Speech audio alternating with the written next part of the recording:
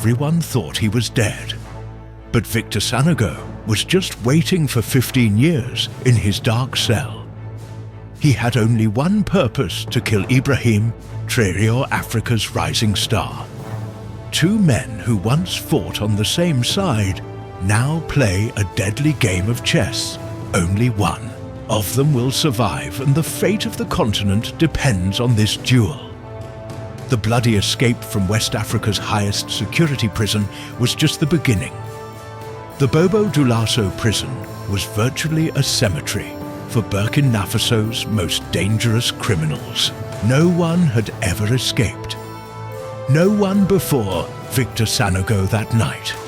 Not a single star shined in the sky, as if nature itself didn't want to witness what was about to happen. Victor Sanogo had lived in this concrete tomb for 15 years. A former Special Haju, forces commander and intelligence expert. He knew the state's darkest secrets, and that's why he was still alive. He had long since bribed the guards to stay alone in his cell. No one wondered what he did for hours anymore. No one had ever seen the sharp metal piece hidden inside the wall. The power of routine was terrifying. Even the most experienced guards no longer paid attention every day. At the same time, the same man in the same cell did the same things until that night came, when the news spread throughout the prison. Victor smiled for the first time in 15 years. Ibrahim Traoré had seized power. "My old friend," he said to himself, as he gazed into the distance through his window. "Finally, the moment I've been waiting for." Traore was once his friend, yes, but now he was his greatest enemy. They were both part of the Special Forces. Once, they both wanted to change the country's future, but their methods were different. And now, Traore had achieved victory. There was a new leader in Burkina Faso, a country of coups for 15 years. Victor had thought about the same thing every day. Revenge reckoning exposing Traore's true face. In Victor's mind, Traore was a traitor, a criminal. He was solely responsible for Victor rotting in prison. At least that's what Victor believed. The escape plan had been ready for 5 years. The secret compartment he had opened behind the cell wall hid gold he had collected to bribe guards, and materials smuggled in from outside. No one could imagine a prisoner being this patient that night. The guard on duty, Ali, was making his rounds as usual. Victor had known him for years. He had 3 children, and the youngest was sick. He couldn't afford treatment. Victor had offered to help him in exchange for just a few small favors. Ali couldn't refuse, caught between his conscience and his money had won. Victor just looked once at Ali, who opened his cell door. They didn't even speak. The money had already changed hands. Ali just said, "You have 10 minutes." Victor nodded. 10 minutes was enough for someone who had waited 15 years. 10 minutes was an eternity. He moved through the dark corridors of the prison without rushing. He knew every corner, every blind spot by heart. He had been living this moment in his mind for 15 years. And now it was happening when he reached the storage door near the outer wall. He checked his watch. 2 minutes left right on time. The storage door opened from the inside. The man at the door was Madu. The prison cook, Victor, had helped his family too in Africa. Loyalty wasn't won with money, but with relationships, and Victor knew this very well. "The car is ready," said Madu. "It's waiting 200 meters away." Victor nodded and stepped into the darkness of the night. He was free for the first time in 15 years, and he had forgotten this feeling. Freedom was a strange thing. He would need to get used to it. The car was waiting 200 meters away. As promised, at the wheel was Kofi, an old military friend of Victor's years ago. Victor had owed him his life now. "It was time to repay greetings, Commander," said Kofi. "You'll find the map and weapons in the back, and there's a message for you." Victor reached back and grabbed the package inside. It was a map, a small tablet, 3 guns and ammunition. He checked the weapons, they were all clean. He looked at the map and nodded to Kofi to the border. Kofi asked, "No," said Victor. "We're going to the capital." Kofi didn't look surprised. He could guess Victor's plan. He wanted revenge. "Traore is well protected there, I know," said Victor. "That's why I won't approach him. He'll come to me." Kofi raised his eyebrows but didn't ask questions. Victor always thought 3 steps ahead. He had been sitting in his cell making plans for 15 years. And now they would see the results as the car moved along dark roads. Victor opened the tablet. It required a password. He thought for a moment what was the message Kofi had mentioned. Then he smiled and entered the founding date of their old unit. The screen lit up with a green light. There was only one video on the tablet. Victor started watching and his eyes widened. The video showed Ibrahim Traoré. He was in a secret. Meeting across from him were men who looked foreign anger welled up inside him. This is it. He thought, this is the evidence I've been waiting for. He is selling out Burkina Faso. The conversation was clearly audible control of the uranium mines. Will be completely handed over to you. Traore was saying the Westerners won't know. Neither will the Chinese on paper. Everything will appear to be state-owned. The man at the table smiled, and the payments to the Swiss account every month we've also secured. The weapons shipments, the video ended there. Victor was frozen. This was the bomb that would bring down Traore. He was selling the country's natural resources to foreigners. He had promised his people freedom and independence. But his first act was to peddle the country's wealth. Who had filmed this video, who had delivered it to Victor. Victor didn't even think about these questions. His anger had overpowered his logic, combined with the hatred he had accumulated for years. It showed him only one target destroyed to when they reached. The capital dawn was breaking. Kofi stopped the car in one of the city's suburban neighborhoods. "I need to continue alone from here," said Victor. Kofi nodded. "I'll wait for you here," as Victor got out of the car. He said, "One last thing, if I don't return. Within 48 hours, leave the country. It means I failed."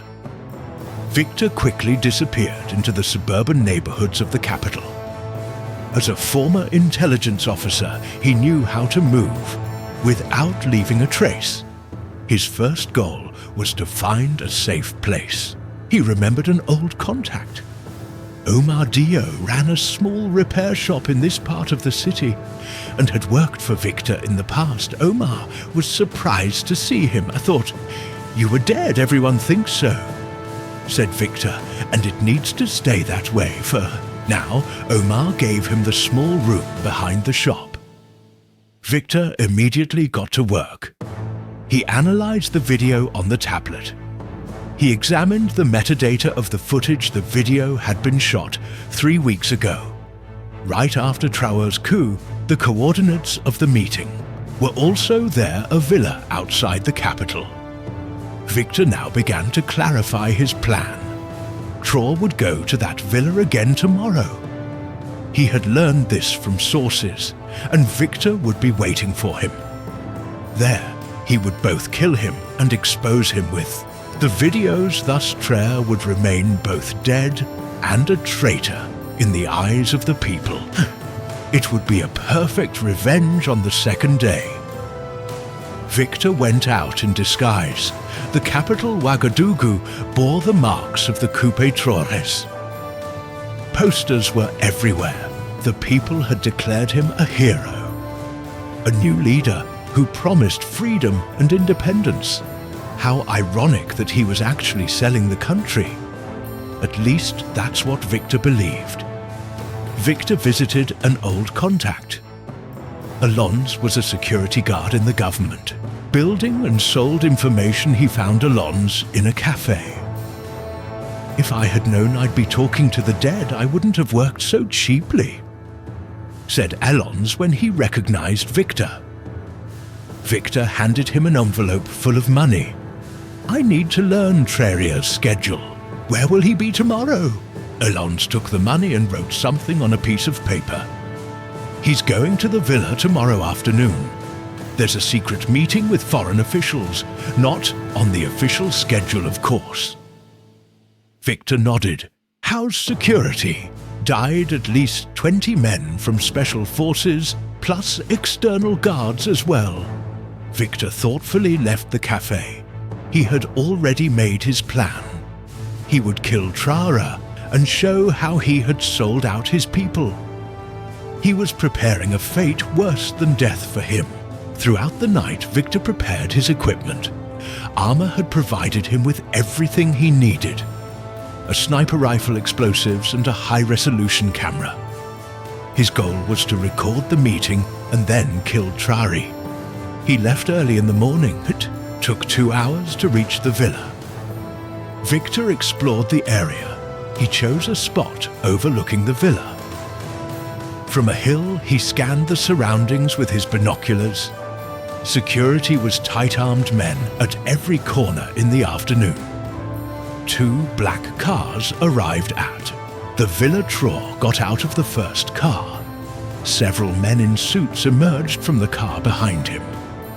Beer prepared his sniper rifle and positioned his camera. The window of the room where the meeting would take place was in his line of sight. Victor waited. Patiently, his camera was recording the meeting inside. He could kill Traore at any moment with his sniper scope, but he would wait for the meeting to finish first. He would both have evidence and get his revenge. 2 hours later, the meeting ended and the foreigners left Victor prepared to pull the trigger. But something caught his attention. Traore had remained alone in the room and was making a phone call. Victor zoomed in the camera and used his lip-reading ability. Mr. President, our plan is working. Oi. Traore was saying, the foreigners think they're buying our mines, but we're actually using them. After we get all the mercenaries and weapons, we'll expel them all. All the mines will remain with our state. We'll use them for our people. Victor watched in astonishment. What did this mean? Was Traore playing a double game after hanging up the phone? Traore opened his computer and started watching a video. Victor could see the screen closely with his camera. The video showed the day Victor was arrested 15 years ago. But this was different. It wasn't from official records in the video. The dictator of that time was talking to Western company executives. Sonogo is causing problems. He's trying to hide the uranium mines from you. We'll conspire against him and throw him in prison. Victor froze. He had hated the wrong man for 15 years. Traore had tried to help him before the conspiracy, but he had failed. Victor had been arrested, and now Traore was drawing the same foreign powers into the country, but was using them. His aim was to reclaim the mines. The people's minds. At that moment, Victor's world changed. He had lived for the wrong revenge. For 15 years, He was filled with the wrong anger. He slowly lowered his rival Traore. Wasn't a traitor. He was a hero, and Victor was about to assassinate him. Just then, something unexpected happened. A security officer spotted his position and hit the alarm. Victor cursed. His plan was ruined. He quickly gathered his things and started to run. Gunshots came from behind him. Bullets whizzed by. He plunged into the trees and tried to lose his trail. He ran for an hour and finally made sure he had reached a safe distance. He had lost his camera, but managed to take the memory card. Evidence was in his hands, but now it had a completely different meaning. When he returned to Wagadu, Uma's shop had burned down. Victor watched from a distance. Military vehicles surrounded the area. So his identity had been revealed, but he no longer wanted to kill Traore. He needed to tell him the truth to help him. Victor went to the meeting point outside the city. Kofi wasn't there.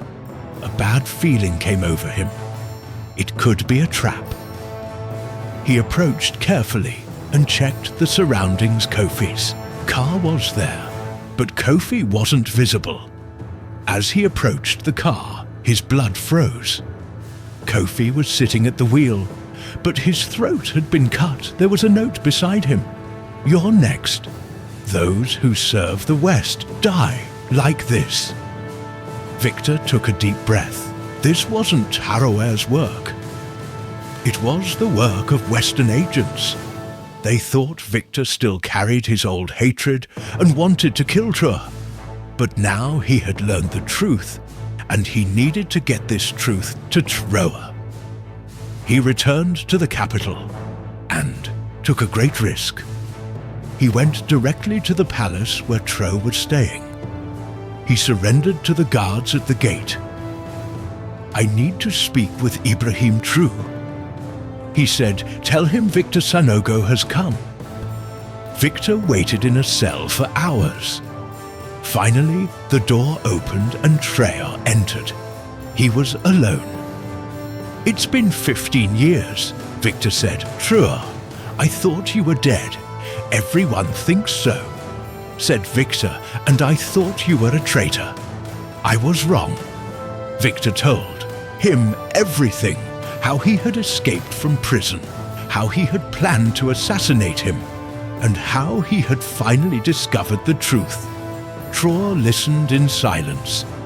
"I had tried to help you, Victor," he finally said, "but I was too late now. You can help me." The Western powers still think we are puppets. We're taking their weapons and technologies. But in reality, we are fighting for our independence. The uranium mines belong to our people. "What can I do?" asked Victor. "Be my intelligence chief," said Traore. "Let's use their weapons against them. You're a ghost now. No one knows you exist that night." Two old friends, two old enemies talked for hours. They planned the future of Burkina Faso. The independence of Africa, Victor's revenge, had now taken on a completely different. Meaning now he knew his real enemy and would fight against it. Victor's ghost army began to work in the shadows, in the tunnels beneath Ouagadougou remnants from the old French colonial period. They established a secret headquarters. This became the center of operations that would disrupt Western powers' plans to exploit Burkina Faso. 2 weeks later, the leaders of foreign armed forces mysteriously disappeared.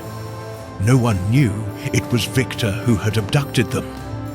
He had taken them to the tunnels, interrogated them for weeks. Each had signed documents revealing international conspiracies and plans to seize the mines.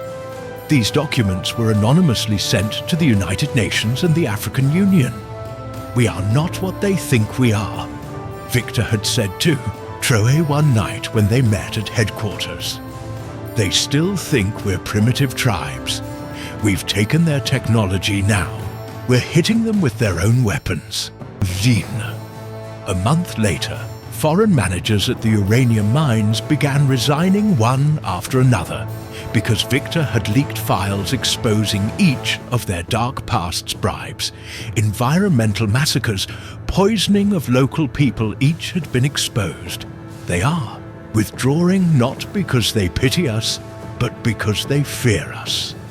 Traore said in an address to the nation, no one knew the secret force behind him. Was Victor 3 months later, Western companies began to completely withdraw from Burkina Faso.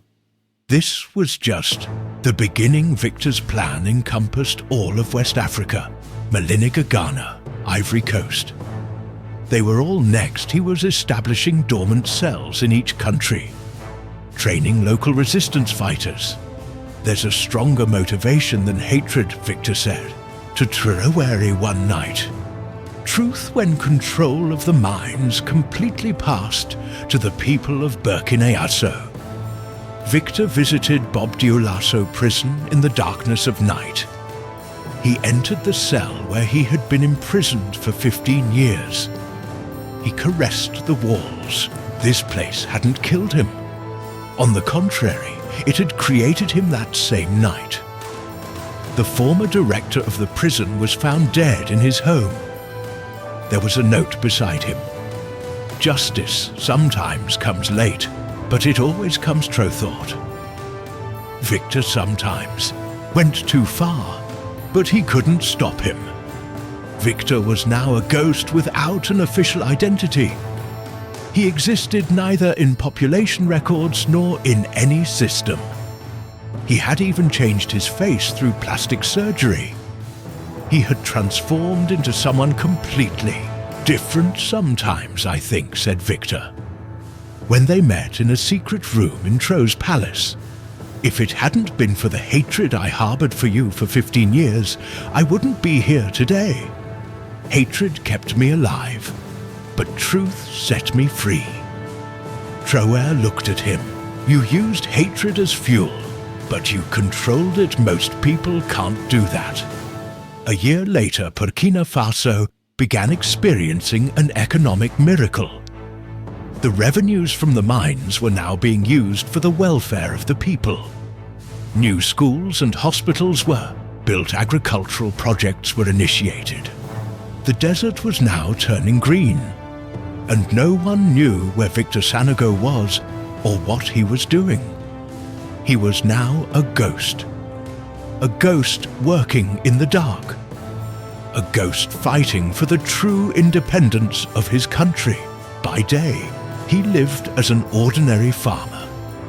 By night, he directed operations that changed the fate of the continent. Sometimes you need to live not to be seen, but to remain unseen. Sometimes finding the truth is more important than revenge. Victor Sanogo's bloody escape had led him not to revenge, but to truth. And the truth was more surprising than anything he had believed for 15 years. In the dark, a ghost fighting for the true independence of his country. By day, he lived as an ordinary farmer, but night he directed operations that changed the fate of the continent. Sometimes you need to live, not to be seen, but to remain unseen. Sometimes finding the truth is more important than revenge. Victor Sanogo's bloody escape had led him not to revenge, but to truth, and the truth was more surprising than anything he had believed for 15 years.